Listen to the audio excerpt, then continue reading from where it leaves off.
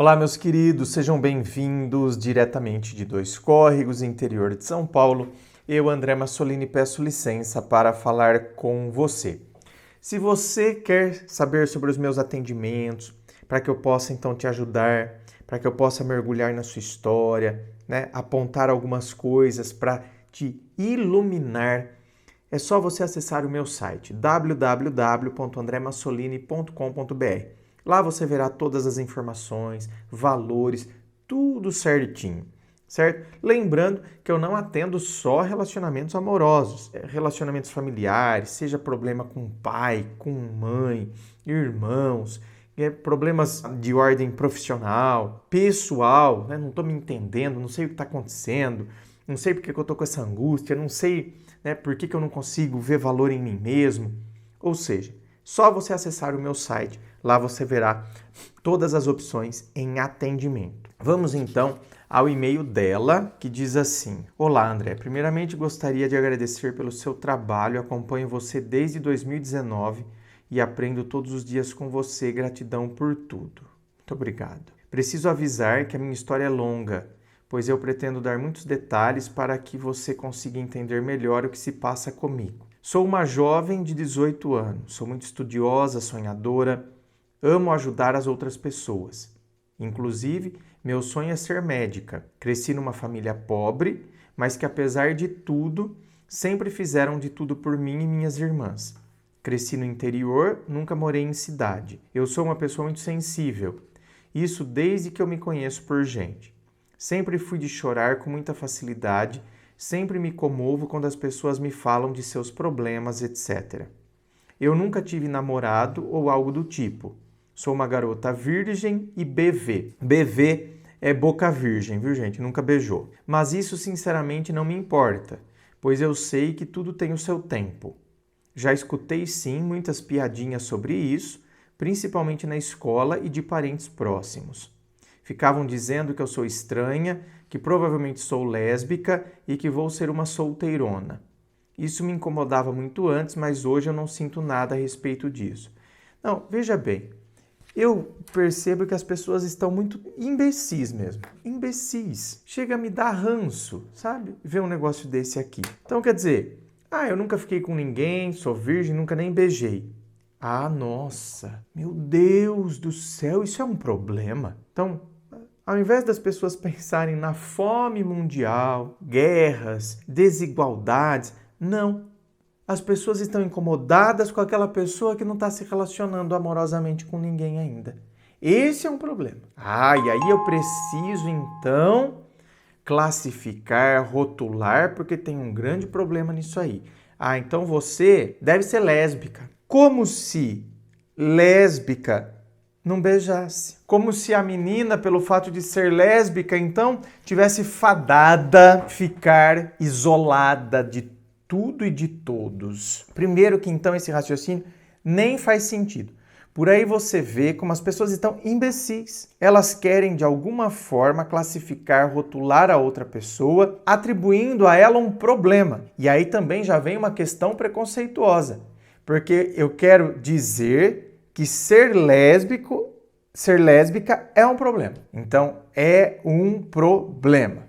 Você vai ser uma solteirona. Olha, estão falando isso para uma menina de 18 anos. Vocês têm noção? Estou falando, as pessoas estão imbecis. A sociedade está ficando cada vez mais imbecil. Até por conta, do quanto o grau e o nível educacional está caindo, está despencando. Então, olha isso. Eu viro uma menina de 18 anos e quero falar, você vai ser uma solteirona. Olha lá, mais uma vez, eu atribuo que ser solteiro é um grande problema. É como se fosse um castigo dos céus. Você vai ser uma solteirona. Escuta, você está vendo que a sociedade imbecil que prega isso, como se eu estivesse fazendo um xingamento para a pessoa. Lésbica, como se fosse um xingamento. Solteirona, como se fosse um xingamento. Então, a sociedade que prega isso, você está vendo que as pessoas que falam isso, então vamos imaginar que uma amiga dela está falando isso para ela. Ou uma prima dela, que ela falou que os parentes também falam isso, Você vai ser uma solteirona. Então, você imagina se amanhã essa pessoa namorou 3 anos, ela fica solteira. Por isso que depois ela não sofre só pelo término, ela sofre por causa do que esse término também significa para ela, porque ela acredita que isso é uma praga. Então, uma pessoa que tem esse pensamento aqui, ela não sofre só pelo rompimento com o fulano de tal. Ela sofre porque agora é como se ela estivesse num estado de desgraça. E agora eu te digo, como é que uma pessoa dessa pode de fato estar enraizada em si mesma? Vai ser muito difícil uma pessoa que tem esse pensamento, ela ficar enraizada nela mesma, ela perceber felicidade em si mesma? Não, é difícil. Por isso que depois vai entrar em relacionamentos, em relações horrorosas. Meus pais se casaram na adolescência, mas foi só porque minha mãe acabou engravidando da minha irmã mais velha, depois de 3 anos de namoro com o meu pai. Eu sei que pode parecer horrível o que eu vou dizer, mas eu acho que o meu pai nunca amou minha mãe. Aliás, eu não acredito mais nesse tal de amor. Meu pai deixava minha mãe grávida em casa, sozinha, e ia para os bailes. Pegava várias garotas, fazia horrores. Então, minha querida, veja bem, porque o seu pai era escroto, irresponsável. Então, assim, não é porque o seu pai teve atitudes escrotas e era super irresponsável que significa que o amor não existe. Já pensou, gente? Eu não posso invalidar o amor por causa de como meu pai tratou a minha mãe. Então, minha querida, o seu raciocínio já está equivocado, né? Tudo bem, você tem 18 anos, mas tá vendo, 18 anos já é hora que eu começo a entrar na vida adulta. Então, como criança e até adolescente, eu ter feito esse raciocínio equivocado, a gente até entende. Por isso que, né, eu já estou fazendo o alerta, porque agora você está entrando na vida adulta. Então, a partir de agora, esse raciocínio você tem que simplesmente começar a racionalizar e entender que ele não tem fundamentação. A fundamentação, como criança, eu projeto aquilo no meu pai, e como criança eu trabalho com o concreto. Então eu falo para a criança que o coelho da Páscoa vai trazer ovo, ela acredita. E ela tem uma imagem concreta, ela tem a imagem do coelhinho trazendo o ovo da Páscoa. Se eu falo que no Natal Papai Noel vem trazer presente, a imagem que ela tem a partir do que foi criado sobre Papai Noel, ela vai pensar aquele velhinho de barba, barrigudo, com roupa vermelha. E ela pensa aquilo de maneira concreta. E a criança é tão carente de raciocínio lógico, o que é compreensível e é evidente, que a criança vê o Papai Noel na rua e ela vai lá falar com ele. Depois ela viu o outro dentro do shopping, ela vai falar com ele. À noite na praça ela vai ver outro e vai falar com ele. Ela não consegue concatenar as coisas, né? Então ela trabalha com aquela coisa concreta, porém sem lógica. Agora, como adulto, eu não posso continuar com esse raciocínio sem lógica. Tá vendo? Eu não posso não acreditar no amor a partir da experiência absurdamente particular do meu pai com a minha mãe. Enquanto isso, minha mãe em casa, preocupada, achando que ele tinha ido trabalhar. Isso acontecia diversas vezes. O casamento deles nunca foi um casamento feliz. Eles passavam fome no início do casamento e ninguém ajudava, ninguém mesmo. Eles tinham que trabalhar duro, só se contentavam com o casamento péssimo deles por conta da minha irmã mais velha, que era um bebê. Quando eu era pequena, presenciava as terríveis brigas deles. Eles se chamavam de demônio e um monte de outras coisas que eu prefiro nem dizer, porque eram palavras duras e terríveis para se dizer a um ser humano. Na nossa casa nunca houve um momento de paz. Eles brigavam na sala, na cozinha, no quarto, na rua, no carro, em tudo que era lugar. Inclusive, inúmeras vezes eu e minha irmã acordávamos de madrugada e escutávamos as brigas deles. Eles gritando dentro de casa, chorávamos muito, muito mesmo. Era de partir o coração. A gente queria sumir dali. Então, e é por isso que depois tem gente que com 16 anos já está até engravidando, porque vê na gravidez precoce a válvula de escape para sair de casa. Quando eu tinha 8 anos, em 2013, meu pai traiu minha mãe com a melhor amiga dela, uma mulher que estava sempre conosco nos churrascos de família, viagens, aniversários, etc. Ela ia na nossa casa e dormia com o meu pai. Não sei como eles conseguiam fazer isso escondido, pois eu era muito pequena, mas eles faziam. Eu lembro perfeitamente da noite em que minha mãe descobriu. Eles tiveram a pior briga deles. Minha mãe chorava muito e o meu pai ficava gritando, dizendo que ele tinha razão em ter feito o que fez, pois, segundo ele, a minha mãe não dava a ele a devida atenção, se é que você me entende. Entendo, minha querida, o que ele quis dizer com a atenção. Eu estava com um ódio dele tão grande, mas tão grande, ele destruiu a autoestima da minha mãe. Eles se separavam várias e várias vezes, mas sempre acabavam voltando, não sei por quê. Depois daquela traição, minha mãe nunca mais foi a mesma. Ela não se sentia mais bonita e interessante. Ela desabafava para mim, ela me dizia: filha, casamento não é fácil, ninguém é perfeito, não existe príncipe encantado nem princesa. Aqui é a vida real. Casamento exige muita dedicação, compreensão, confiança. Foque em ser, no futuro, uma mulher independente, pois eu não foquei nisso quando eu tinha sua idade. Me apaixonei pelo primeiro que apareceu e agora olha só como as coisas estão. Pense bem, filha. Veja bem, aí entra a frustração. Então, outra coisa da sua vida adulta usando o racional. Eu tenho que entender que a minha mãe foi uma pessoa frustrada amorosamente. Se frustrou, não teve o conhecimento, o discernimento para entender que na primeira paixão a gente fica louco, apaixonado, engravidou, e aí foi projetando tudo isso em cima do seu pai, sempre foi ficando muito carente, provavelmente se tornou dependente emocional do seu pai, por isso que volta, o seu pai joga 3, 4 palavras, ela volta, 3, 4 palavras, ela volta, isso misturado ao ego ferido das traições. Então, quando seu pai joga 3, 4 palavras, ela volta, porque dentro dela também é como se agora eu vou provar que eu posso. Ou quer dizer, ele sai com outras tal, mas tá vendo? Ele volta para mim. Então, é como se a minha imagem, cada vez que ele volta comigo, é como se a minha imagem, que na hora da traição, ela é destruída, agora é como se ela estivesse sendo restaurada. Então, a sua mãe fragilizada, e agora a sua mãe projeta essas coisas, essa frustração, ela despeja em vocês. Então, assim, ela não está descontando em vocês. Ela despeja todos esses ressentimentos, essas coisas. Ela despeja em vocês, vocês absorvem isso. Você, sua irmã, não sei se a sua irmã também, né? Aí você acaba absorvendo isso. E aí a sua mãe, então, agora, ela quer que você não se abra a isso, certo?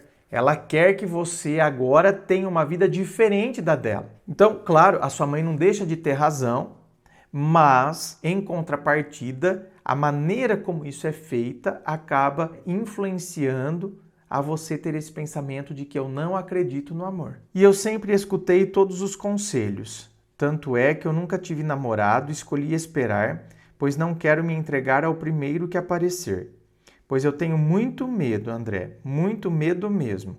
Eu sei que pode parecer radical isso que eu vou dizer, mas eu não consigo acreditar em nenhum homem. Olha lá, gente. Vocês estão entendendo o problema disso tudo? Eu sei que não dá pra gente generalizar, sei também que mulheres também podem trair, mas eu realmente não consigo acreditar mais no amor nas pessoas.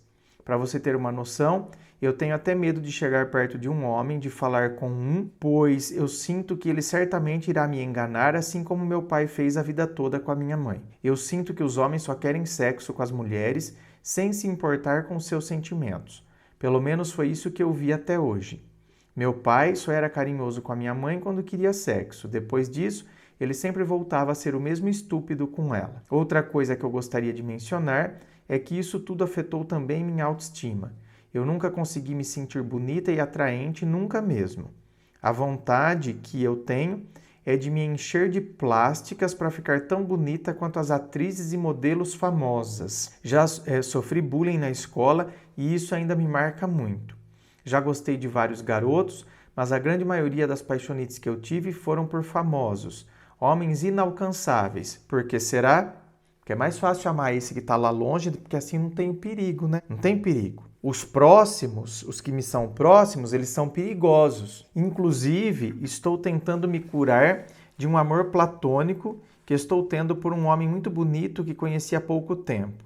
Ele é muito rico, 6 anos mais velho que eu, o homem mais lindo que eu já vi na face da terra.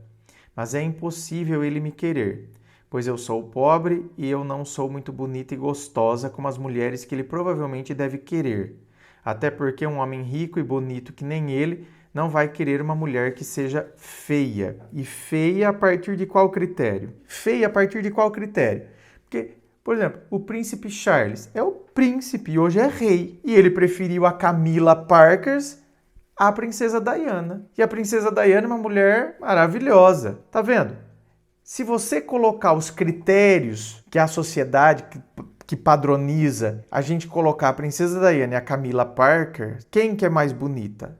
De acordo com esse critério estipulado, né, seria a princesa Diana. Mas o Charles foi apaixonado desde sempre pela Camila, que hoje é rainha. Então, cara, tá vendo? E ele, minha querida, é o príncipe. Então, além de ser rico, tem um título de nobreza e hoje é rei. Então, para com esse pensamento tosco. Até porque, tá vendo? O critério de beleza, por mais que exista um padrão que é estipulado, mas o critério de beleza nem sempre segue esse padrão. Uma coisa é o padrão estipulado, outra coisa é o pessoal, certo?